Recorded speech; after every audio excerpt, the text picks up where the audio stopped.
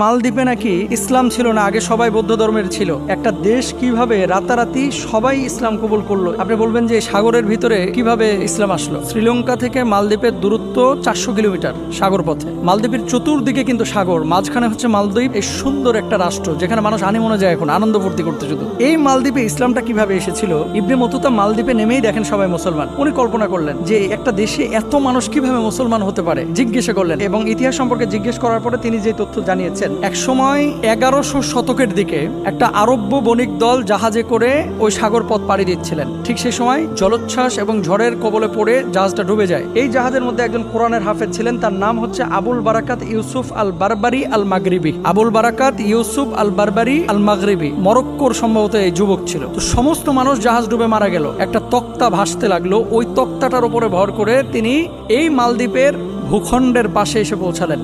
তো পুরো জাহাজ শেষ, কি করলেন? মালদ্বীপে উঠলেন। ওঠার পরে দেখেন যে সামান্য কিছু মানুষ এই দ্বীপে বসবাস করে। একজন বৃদ্ধকে তিনি পেলেন, সে বৃদ্ধ তাকে আশ্রয় দিল। তো তিনি কাঠ সংগ্রহ করে সেই জায়গাটায় বসবাস করতেন। আচ্ছা, হঠাৎ একদিন কাঠ সংগ্রহ করে তিনি বাড়িতে ফিরছেন, এমন মুহূর্তে দেখলেন বৃদ্ধ খুব কান্না করতেছে। কান্না যখন করতেছে বললেন যে আপনি আমাকে আশ্রয় দিয়েছেন, আপনি কি কারণে কান্না করতেছেন, আমি কি জানতে পারি?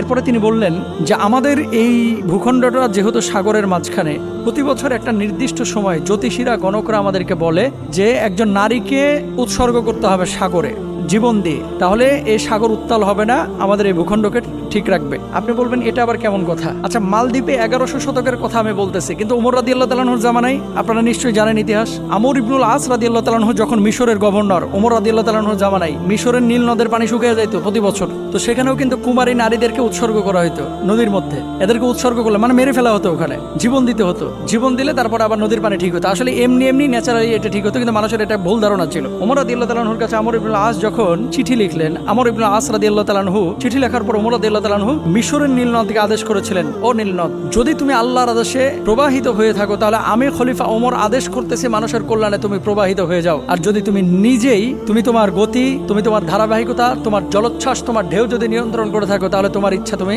বাস্তবায়ন করো। তো আল্লাহর আদেশে যেহেতু নীল নদ প্রবাহিত হয়, যে চিঠিটা ওমর রাদিয়াল্লাহু তাআলা আনহু লিখেছিলেন, আমর ইবনুল আস রাদিয়াল্লাহু তাআলা আনহু ওই চিঠিটা নীল নদের মধ্যে নিক্ষেপ করলেন। নিক্ষেপ করার সঙ্গে সঙ্গে নীল নদের সমস্ত পানি জোয়ার এসে গেল।